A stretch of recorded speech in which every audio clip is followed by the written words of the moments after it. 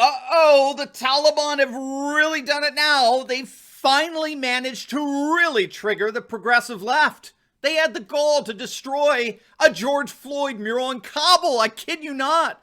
Of course, that begs the question, what the heck was a George Floyd monument doing in Kabul in the first place? Well, that is what we're going to answer in this video. We're going to take a look at what the Taliban did. We're going to see how the American mission went from bringing democracy to Afghanistan to bringing progressive left-wing values.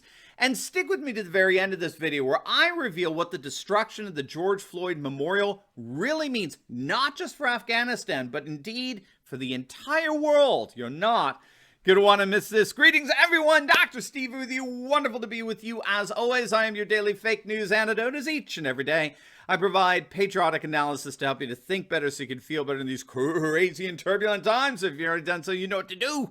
Make sure to smack that bell and subscribe button. Before we begin, if you're looking to lose a few lbs, you're going to love Keto Elevate. If you want all the benefits of elevated ketone levels, but without actually having to do all the difficult parts of the keto diet, you know, the carbs and the bread, cutting them out and the like, you're going to love Keto Elevate. I use it myself. Tastes great. Curbs my appetite for hours. And if you click on that link below right now, you're going to get your very first shipment of Keto Elevate on its way to you at a whopping 51% off the regular price. So do not wait. Click on that link below and reap the rewards that Keto Elevate can bring to your life today. All right, gang, let's dive right in here. We have another fascinating story before us that serves to show just how quickly the world is politically changing right before our very eyes.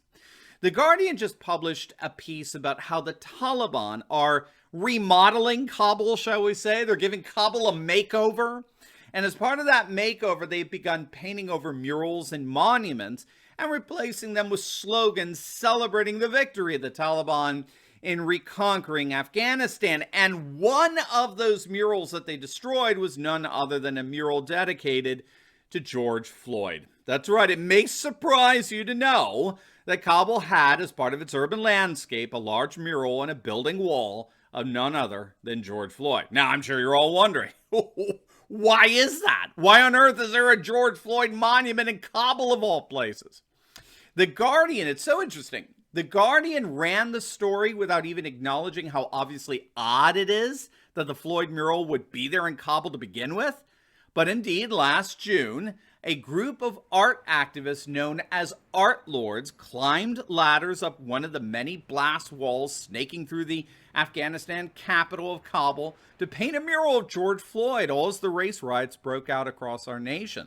The artists said that they painted the mural in solidarity with the protesters. As reported in Reuters, one of the art activists said, quote, "George Floyd is a global figure now, and he was killed in the United States because of the blackness of his skin. We want to say no to discrimination because discrimination has no benefit for us." Another article really celebrating the painting of the mural last summer quoted one of the art activists saying, quote, "Racism is all over the world and we need to denounce it." So it seems rather clear that these art activists were dedicated to painting messages of so-called social justice throughout the city of Kabul, influenced, of course, by comparable social justice movements here in the United States. Well, as of yesterday, those murals are now gone, and would appear permanently so. The colorful blast walls throughout the city are being painted over by the Taliban with written messages of national unity, praise for the Mujahideen, the jihadist freedom fighters, and celebrations of triumph against the 20-year occupation of U.S. forces in Afghanistan. Now, if we think it through, this news story is a fascinating window, right? Or we should say a symbolic lens that gives us a clear understanding of what's really happening in our world today. So on the one hand, I think we all intuitively understand that when we heard that there were George Floyd murals in Kabul, that represented a lot more than just paint on a wall, right? I think we all intuitively recognize that that mural was a symbol of something much, much bigger. And that's precisely what one of these artist activists said, right? They were all like, yeah, this is a symbol of our solidarity with social justice movements around the world. Now, of course, then that raises the question, what precisely are these social justice movements? We hear the term all the time, but what precisely is social justice. Well, the term goes back to the 1840s among Catholic thinkers to refer to a new kind of virtue necessary for post-agrarian societies. But it eventually got co-opted by neo-Marxist intellectuals and redefined in accordance with what scholars call emancipatory politics. Emancipatory politics is a globalist-inspired political idea that re-envisions the state as a grand liberator of people groups who are considered to have been otherwise disenfranchised from the political process. So what emancipatory politics do is it views, societies as made up of these power discrepancies, where dominant identity or culture that's usually distinguished as white and male disenfranchises and discriminates against minority identities and cultures. And the key here is that this is forever the permanent state of society unless or until cultural Marxist liberals come to power.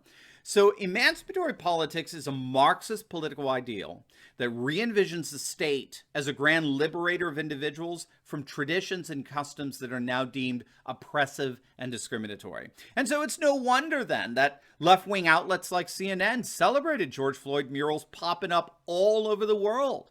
Emancipatory politics is globalist, and the George Floyd murals became a transcultural symbol celebrating the rise of emancipatory politics all over the world, including Kabul. Which means that at some point in the last 20 years, American forces and influences went from bringing democracy to Afghanistan to bringing progressive liberal values to Afghanistan. Of course, the two are not the same. Democracy can be practiced within a highly traditionalist and conservative society. It certainly doesn't require the leftist progressivism of emancipatory politics. But somewhere along the way, the American mission in Afghanistan transformed from a democratic one to a progressive one, replete even with the flying of the rainbow flag in Kabul. And yet, what are we seeing today? We are seeing these symbols of the triumph of liberal globalism collapse into dust. The George Floyd murals are gone, the rainbow flag is gone, feminism is gone. I think the Daily Mail got it with their headline, "The Taliban cancel BLM in Kabul. Kabul artist murals of no Western values are replaced with victory slogans." Now, I should say they almost got it. They're certainly seeing the clash of civilizations here. They're certainly seeing the rejection of civilizational values and the defacing and destruction of BLM murals. But the Daily Mail is flat out wrong to call these values Western. They're globalist. They're not Western, which is corroborated by the simple fact that a huge number of Westerners reject these values. For example, according to the Civics tracking poll, only 36% of whites support BLM, 51% oppose it. And if you limit that to the sentiments of white men, the number opposing BLM surges to 60%. And according to the University of Massachusetts Amherst poll, just 9% of Trump supporters support BLM.